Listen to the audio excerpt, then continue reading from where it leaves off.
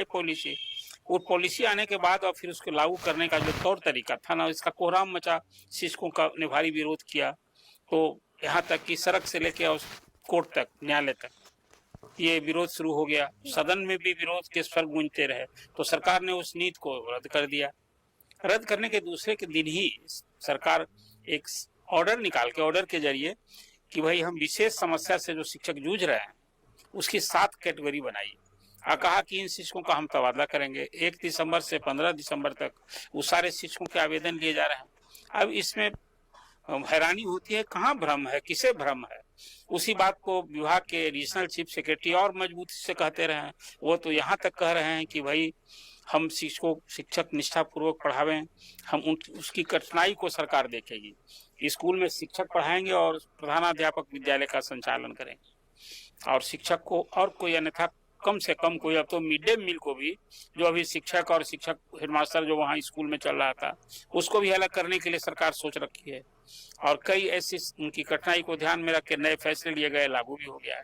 तो ट्रांसफर को लेकर जो कहीं कहाँ भ्रम है, मुझे हैरानी होती है। जो ट्रांसफर को लेकर अभी फॉर्मेट जिस आवेदन में सभी को जिला शिक्षा पदाधिकारी को संबोधित लेटर लिखना है, उसमें जो गंभीर रोग से ग्रस्त हैं, असाध्य रोग से ग्रस्त हैं, जो विकलांग हैं, जो पति पत्नी एक जगह जाना चाहते हैं तो पत्नी को ही पति के जहाँ विद्यालय में पोस्टेड हैं, जहाँ उसके समीप की कोई विद्यालय में, ये सरकार की मंशा है। बीते दिन शिक्षा मंत्री ने एक बात और कह दी है कि भाई जो शिक्षक सुदूर ऐसे जगह पोस्टिंग है जहाँ से उनको कठिनाई हो रही है, तो वैसे लोग को भी भैया बतावें कि जहाँ आपका घर है, जहाँ वहां से कितना दूर आप पोस्टेड हैं। एक फॉर्मेट मैंने आवेदन दिखा, उसमें स्पष्ट लिखा हुआ है कि आप जहाँ पोस्टिंग है, पोस्टेड जगह है, वहां से कहाँ जाना चाहते हैं, कितना दूर आप घर से हैं, जहाँ आप समीप जाना चाहिए, उसका उल्लेख करते हुए दीजिए।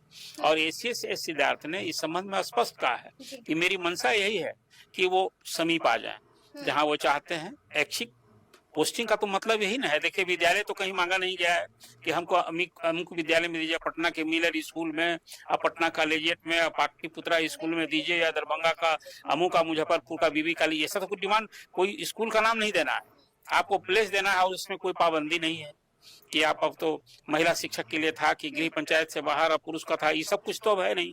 अब तो शिक्षक जहाँ मांगेंगे सरकार भरसक उस हद तक विचार करेगी। यही इसी सरकार विचार करेगी, लेकिन आपने भी सुना होगा कि बीते दिन शिक्षा मंत्री से भी यही प्रश्न पूछा गया था। अरुण जी, क्या कुछ जवाब दे रहे थे? नहीं, देखिए, शिक्षा मंत्री से जो मीडिया के लोगों ने पूछा, वो सामान्य तबादला, सामान्य शिक्षक जिनका आप नहीं कर रहे हैं और तबादला रोक दिया गया है, ऐसे शिक्षकों से संबंधित सवाल था। तो उन्होंने साफ साफ कहा कि भाई अभी तो इसका हम करेंगे, और जब ये अभी तो हम कर रहे हैं विशेष समस्या वाले का, और जब ये करेंगे जब हम, तो उदार नीति मेरी होगी, सरल नीति होगी, ये बात उन्होंने कही है। कहा अभी सामान्य शिक्षकों को इंतजार करना होगा, और ये इंतजार अब चुनाव तक करना होगा।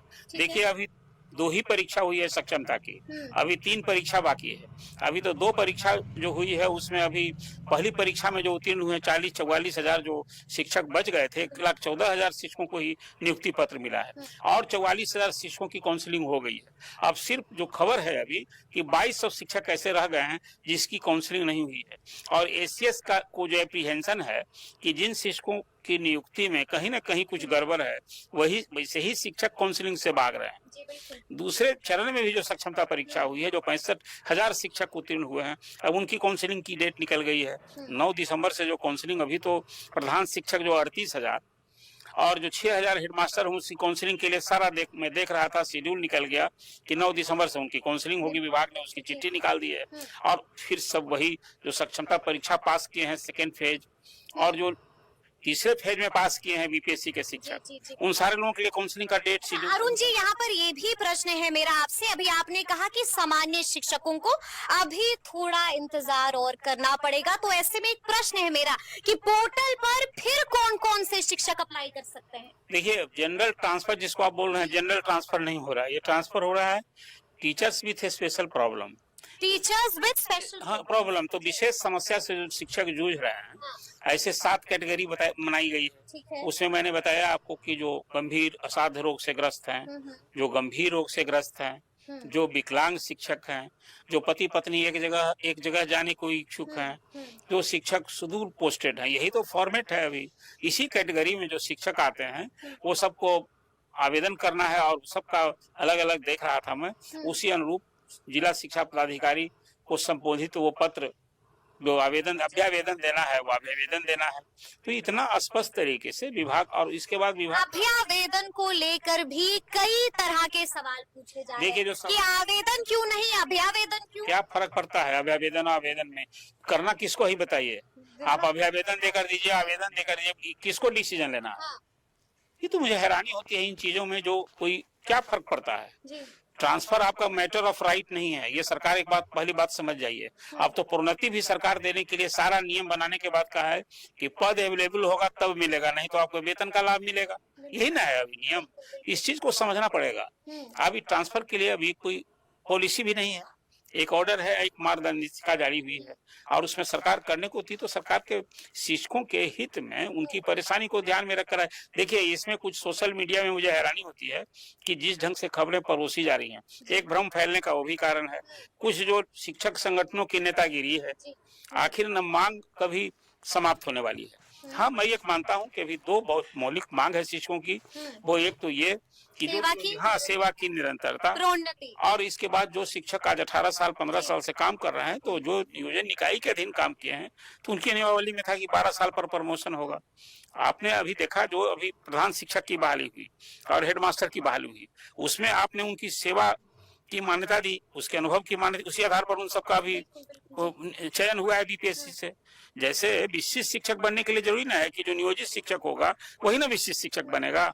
और उसी तरह से टीचर्स ट्रेनिंग कॉलेज में जो अभी शिक्षकों की नियुक्ति हुई है उसमें भी आधार मिला अनुभव का। तो मैं तो ये कह रहा हूँ कि देखिए इसमें थोड़ा सा विभाग का जो अप्रोच है ना, जो दृष्टिकोण और जो स्टैंड है, थोड़ा अपनी मेरी अलग राय है। वो ये है कि शिक्षक जिसको आप नियोजित बना रहे हैं, तो अभी तो आपने ये सरकार स्टैंड लेकर आई है कि जिस दिन वो विशेष शिक्षक स्कूल में योगदान करेंगे, नियोजित शिक्षक विशेष शिक्षक के रूप में, उसी दिन से वो सरकारी उनका दर्जा होंगे। लेकिन अरुण जी मामला हाईकोर्ट भी पहुंच चुका है, शिक्षक संघ हाईकोर्ट देखिए ना, हाईकोर्ट गए हैं तो ठीक है, जाना चाहिए, अधिकार की न्याय के लिए अधिकार के लिए जाना चाहिए, तो कोई बुराई नहीं। अभी तो मैं ये बात कर रहा हूँ कि जो सरकार ये स्टैंड लेकर आई है। नेस्ले सेरेग्रो की फैक्ट्री विजिट करना मेरे लिए एज अ मदर एक आई ओपनिंग एक्सपीरियंस था। शिक्षक कई संगठनों की मैं मांग देख रहा हूँ, उनका मानना है कि जिस दिन से अब फरवरी में परीक्षा हुई थी, ठीक है, अब फरवरी में रिजल्ट आ गया, तो मांग रहे हैं कि आप दिसंबर में नवंबर में आकर के हमको स्कूल में, अभी तो नियुक्ति पत्र ही दिए हैं, जब हम योगदान करेंगे, आप योगदान करेंगे उस दिन से हमको आप बनाइएगा, तब तक बीपीएससी वाले शिक्षक वहाँ जो साल भर से काम कर रहे हैं हमसे सीनियर हो जाएंगे। तो उनकी मांग है कि नहीं, जिस दिन से हम पास कर गए उस दिन से मैं मानता हूँ उस दिन से नहीं, उस दिन से ही मैं ये कह रहा हूँ कि उस दिन से ही क्यों, आप जिस दिन से काम कर रहे थे, यदि सेवा निरंतरता की बात देनी है तो आप जिस नियोजन इकाई में जो शिक्षक काम कर रहे थे, वो क्या नियोजन इकाई ने खुद अपना नियम बनाया था? वो सारे लोगों की नियुक्ति की प्रक्रिया नियम सब सरकार ही तय की थी। और फिर मैं याद दिलाता हूँ आपसे, इस सरकार का ये स्टैंड जो है, सारे नियोजित शिक्षकों से सारे सरकारी काम लिए जा रहे थे, चाहे वो जनगणना का काम हो, चाहे बहुत सारे काम लिए जा रहे थे। और जब सरकारी कर्मी का दर्जा देने की बात हो तो आप कह रहे हैं कि भाई आप जब अभी तो सरकारी कर्मी नहीं है तो क्या है, वो निजी स्टाफ है, कोई प्राइवेट स्कूल में पढ़ा रहे थे क्या आप? जिस तरह से बिहार में 2 अक्टूबर 1980 में जब सरकारी विद्यालयों का सरकारीकरण हुआ था, क्या उस समय कोई परीक्षा ली गई थी? कॉलेजों को अंगीभूत बनाया गया, क्या उन कॉलेज के शिक्षकों से परीक्षा ली गई थी? आप देखिए कि जो शिक्षक की नियुक्ति के लिए नॉर्म्स जो आपने तय किया है, जो मानक तय किया है, वो पूरा करते हैं कि नहीं, जो प्रक्रिया आपने तय की हो पूरा करते हैं कि नहीं। तो सारा तो आपके बनाए गए नियम से सब लोग बहाल हुए हैं। आपने किसी को तो फिर परहेज क्यों? तो फिर नहीं, आप क्यों इस तरह का विभेद कर रहे हैं?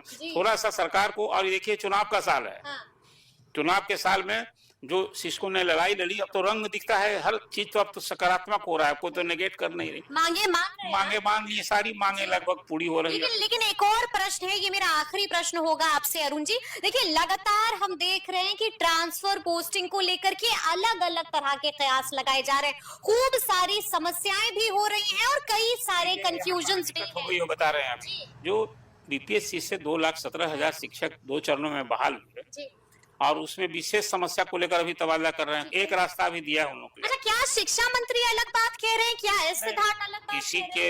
किसी के स्टैंड में बात में कहीं कोई फर्क नहीं है। हम समझने में यदि समझना नहीं चाहते हैं या समझ वो अलग किसी और बात है, तरीके से, या फिर समझ के ना समझ बन रहे हैं। नहीं ना समझ कोई नहीं, आप जानते हैं जी। इस समझना अपना नहीं, हम दूसरे को ना समझाना है। तो जब दूसरे को समझाना है और उसमें हमारा कुछ देखिए, शिक्षा मंत्री और एसीएस के स्टैंड में कैसे फर्क हो सकता है?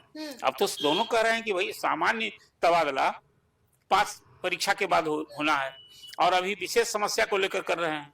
ये दोनों की बात तो भाई, और शिक्षा मंत्री एक अलग हटकर कह रहे हैं कि भाई जब हम सामान्य तबादला करेंगे तो हमारी नीति उदार होगी, प्रक्रिया सरल होगी और इससे भरोसे कि अभी सब, लेकिन एक बात जान लीजिए, इस चुनाव में 5 लाख 5.5 लाख शिक्षकों का दिल जीतना है, उनको साधना है। ये 5 लाख 5.5 लाख शिक्षक नहीं, परिवार है। हमेशा मैं कहता हूँ, यूं ही नहीं कर रहा हूँ, आखिर नीतीश कुमार कोई साधु संत है क्या? वही पूरी तरह राजनीतिक है, जो कुछ करते हैं उसमें वोट कैसे इनकैश करेंगे, वोट को कैसे वोट में ला दें, तो सब काम तो कोई राजनीतिक, कोई नीतीश कुमार ही जो भी सत्ता में रहेंगे। आज नीतीश अभी विपक्ष की ओर से तेजस्वी 200 यूनिट फ्री बिजली देने की बात कर रहे हैं, क्या ये वोट ही को तो ध्यान में रखकर है? तो राजनीति में लोग कोई करते ही हैं। तो आज सरकार में जो बैठा व्यक्ति है वो तो अपने नीति से, अपने कार्यक्रम से, अपनी योजना, देखिए ना अभी 15 दिसंबर से मुख्यमंत्री जिला की यात्रा पर निकलने वाले महिला संवाद, तो मैं बराबर कह रहा हूँ अभी मुझे आवास है, मेरा जो आकलन है और समझ है कि जिस तरह से बंगाल में जिस कामयाब होना है तो धूप में निकल, ग्लो रखे बरकरार, धूप में भी। Glow and lovely serum.